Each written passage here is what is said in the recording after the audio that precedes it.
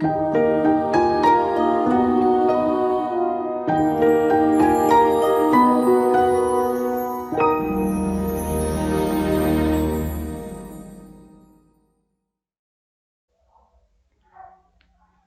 queridos, graça e paz. Seja muito bem-vindo ao nosso estudo de hoje, um estudo sobre a verdade presente de 1888. É um estudo, assim, muito importante para a nossa geração. E nesse estudo de hoje, nós iremos começar falando sobre a história do que aconteceu ali em Minneapolis, em 1888. E ao longo dos nossos estudos, nós não iremos entrar muito na história em si, nós iremos trazer o que aconteceu ali. Iremos sim explicar detalhadamente, mas as minúcias dos nomes de todas as pessoas que estavam ali e outras coisas, nós não iremos entrar nesses detalhes assim. Nós iremos explicar de fato o que ocorreu e a importância disso para os nossos dias.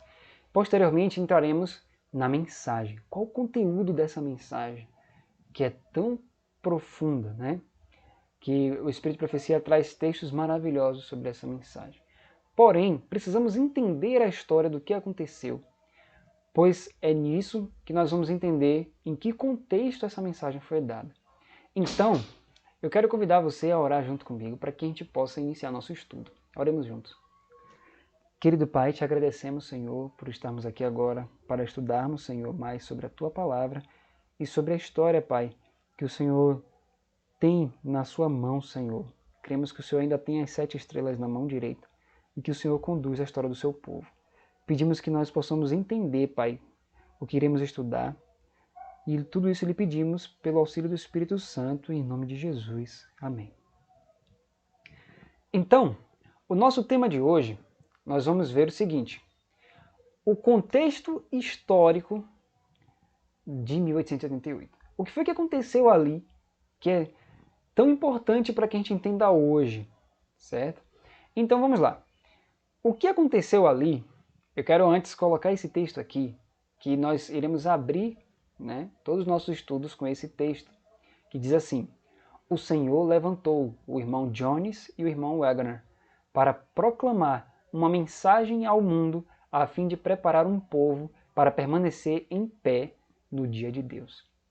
Aqui fala sobre a obra desses homens, que é preparar um povo para estar de pé no dia de Deus. Mas isso vai ficar mais claro quando a gente começar a entender o que aconteceu e a mensagem em si. Então, para entendermos o que aconteceu em 1888, nós precisamos voltar um pouco, alguns anos antes de 1888, para entendermos o que estava acontecendo ali, que culminou na história que ocorreu em 1888. Então, esses nomes que eu coloquei aqui são peças-chave, né, nesse enredo, nessa história, e que estiveram ali, né, presentes nesse período todo até 1888. Quais são os nomes principais? Uriah Smith, Butler, Jones e Wagner. Esses 4 são os principais, né, envolvidos ali. Claro, tem também Ellen White e Willie White. E esses são os principais que estiveram envolvidos em toda a controvérsia. Agora, o que aconteceu? Bom, em 1884, ali em setembro de 1884, Wagner, Elliot Joseph Wagner, escreveu um artigo onde ele falava sobre Gálatas no capítulo 3. E Gálatas no capítulo 3, né, a Bíblia faz uma pergunta, né, que diz assim, logo, por que a lei foi acrescentada? Né? E aí, os pioneiros adventistas, muitos deles sempre interpretaram essa lei, que Paulo fala em Gálatas 3, como sendo a lei cerimonial. E aí, de repente, Wagner escreve em seu artigo, dizendo que nunca poderia ser a lei cerimonial ali que Paulo estava discutindo em todo o livro de Gálatas. Tinha que necessariamente ser a lei moral. E isso, quando ele escreveu, ele suscitou no coração de outras pessoas um espírito combativo. Por quê? Porque assim, as pessoas leram aquilo e falaram, ué, mas nós sempre interpretamos que isso aqui era lei cerimonial. Como é que pode? Uma dessas pessoas que sentiu isso foi o Butler. Butler, ele estava ali, leu, né, os artigos de Wagner, e nessa época o Butler ele era presidente da Conferência Geral. Então ele leu os artigos e achou aquilo errado, ele achou que Wagner estava errado na sua posição. E então, a partir dali, tanto ele como Uriah Smith, que também era um pastor adventista, eles começaram a se levantar contra, né, essa visão da lei em Gálatas. Então, isso começou a se intensificar ao longo dos anos, porque isso começou em 1884, mas quando chegou ali em 1886, o que foi que aconteceu? Teve outra conferência geral, só que nessa conferência geral, antes dela, de 1886, o Wagner fez uma série de artigos ainda tratando sobre esse assunto. E Butler, por sua vez, fez um livro, fez uma série de explanações também sobre Gálatas e distribuiu para os outros sobre esse assunto. Então, quando chegou em 1886, na conferência de 1886, os ânimos já começaram a estar acirrados ali, um contra o outro, né? E Ellen White, ela mandava testemunhos para as pessoas para que elas não abrigassem esse espírito, né, de controvérsia, de contenda ali. Até que, quando o Butler fez isso, que publicou, né, esse material falando sobre isso, a irmã White falou, olha, você fez isso e agora você tem que dar oportunidade para o Wagner fazer isso também. E quando chega em 1887, teve outra conferência geral lá em Auckland, e um ano depois veio a Conferência Geral de Minneapolis. Nessa Conferência Geral de Minneapolis, o Wagner, antes dela, escreveu também o seu livro A Lei em Gálatas, o Evangelho em Gálatas, e entregou, né, cópias desses seus manuscritos, né, desses seus artigos, para outros delegados. E o que aconteceu? Como os ânimos estavam muito acirrados sobre isso, ainda teve outro ponto, que foi, além dessa questão em Gálatas, teve outro ponto. Veio A.T. Jones. Alonzo T. Jones, ele pregou falando sobre os 10 reis ali de Daniel.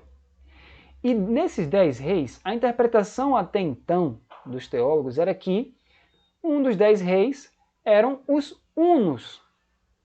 A.T. Jones, na sua palestra, né, da vez de ele palestrar, ele falou sobre que não era os 10 reis, os hunos não faziam parte, mas sim os alamanos. Isso também foi suficiente para gerar ali um conflito de ideias ali. Então, os espíritos já estavam muito acirrados uns contra os outros ali naquela reunião. E aí, dentro de tudo isso, de toda essa controvérsia, logo depois, Wagner começa a fazer palestras sobre justificação pela fé e a justiça de Cristo. Quando Butler ouve essas palestras do Wagner, ele diz assim, olha, realmente, as coisas que ele pregou, nós poderíamos aceitar se nós não soubéssemos que essas coisas que ele pregou levou ele a entender Gálatas daquele jeito. Então veja, ele rejeitou a mensagem da justificação pela fé ali naquele início por causa de outros assuntos ali que na cabeça dele estavam errados que o Wagner tinha pregado. Então, veja que esse assunto da mensagem da justificação pela fé, quando foi pregado, realmente fez sentido para eles ali.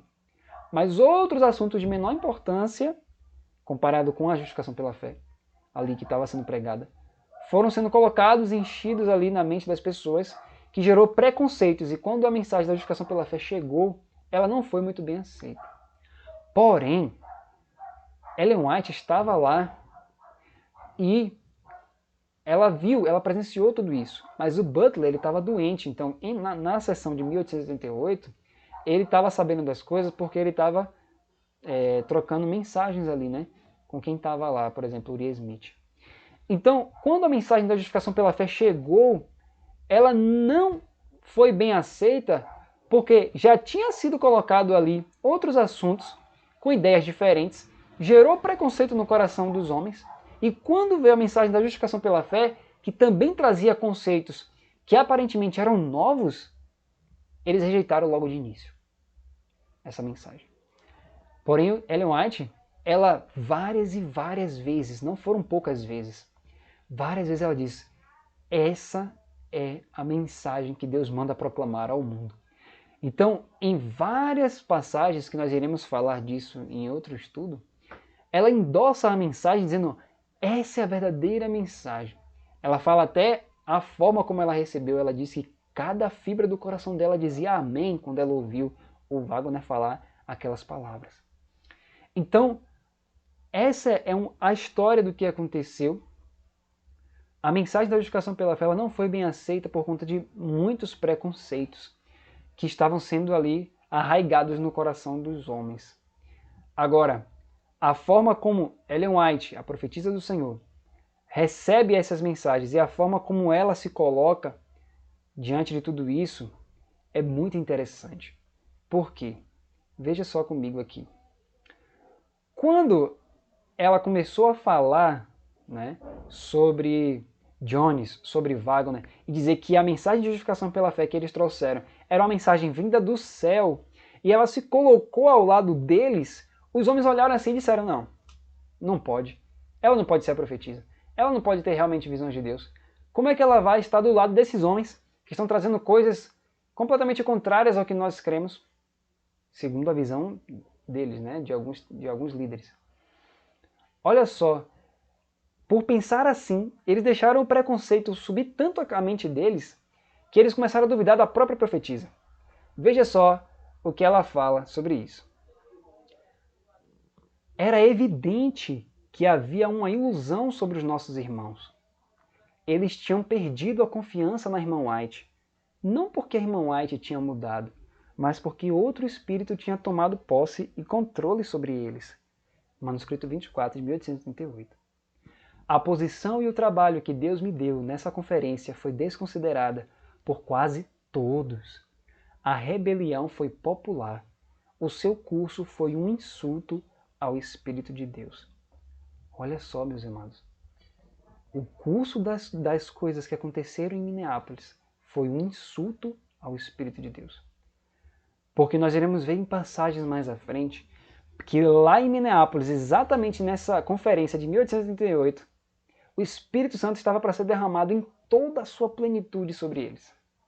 E para isso, Deus enviou exatamente 2 homens, Jones e Wagner, para levarem essa mensagem que iria trazer a chuva serôdia, meus amados. Porém, a mensagem não foi bem aceita ali, por aqueles que estavam naquela conferência. E eles chegaram a duvidar até mesmo da própria Ellen White, que se colocou ao lado desses mensageiros de 88. Agora, se nós formos analisar a parte espiritual do que estava acontecendo ali, olha que texto revelador, meus amados, do que estava por trás de tudo aquilo. Olha só, eu quero ler com vocês. Quem estava por trás? Veja o que diz em Mensagens Escolhidas, volume 1, página 234.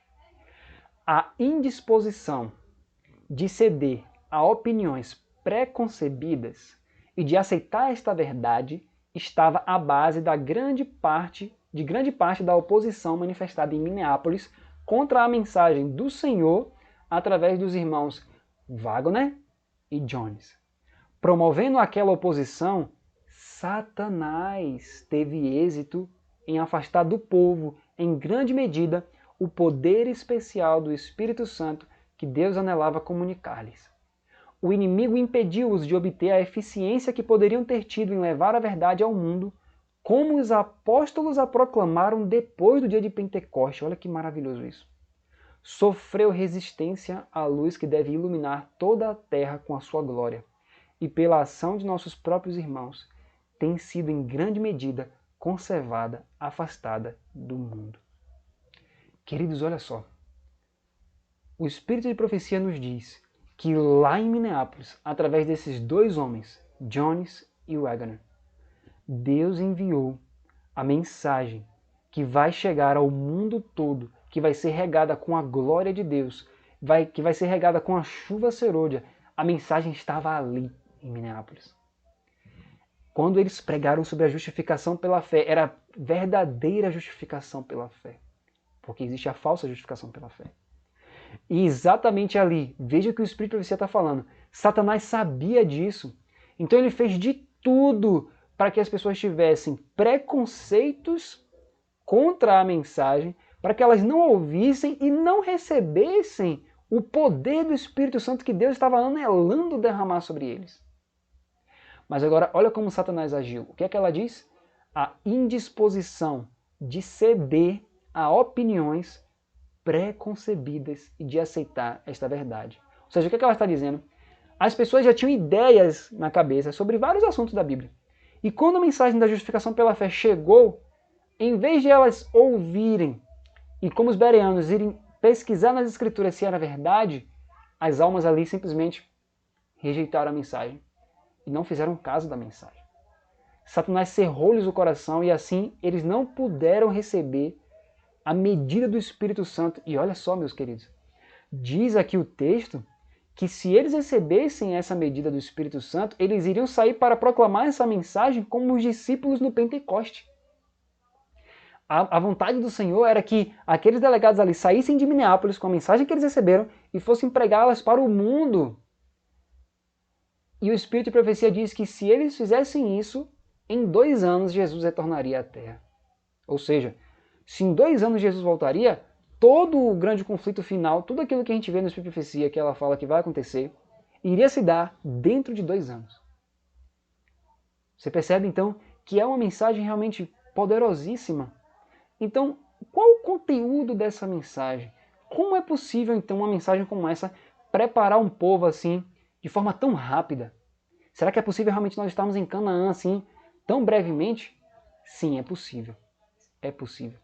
Agora, nós já vimos pela história que quando ela foi apresentada no passado, ela não foi bem aceita ali por aqueles que estavam presentes em Minneapolis. Por que essa mensagem não foi bem aceita, meus queridos? Nós já vimos que veio por causa dos preconceitos com outros assuntos. Porém, veja que a própria mensagem em si também suscitou preconceito no coração dos homens.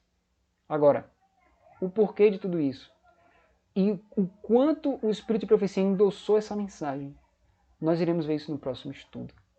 E nós iremos ver textos realmente reveladores que mostram o poder dessa mensagem e o que Deus espera de nós com essa mensagem que Ele nos deu em 1888.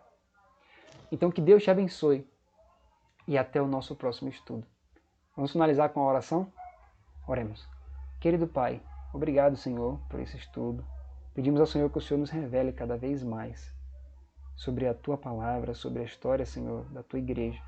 E que possamos, ó Deus, entender a mensagem que o Senhor quer que a gente entenda e proclamar essa mensagem ao mundo. E que seja nessa geração que Jesus volte. É o que pedimos e agradecemos em nome de Jesus. Amém.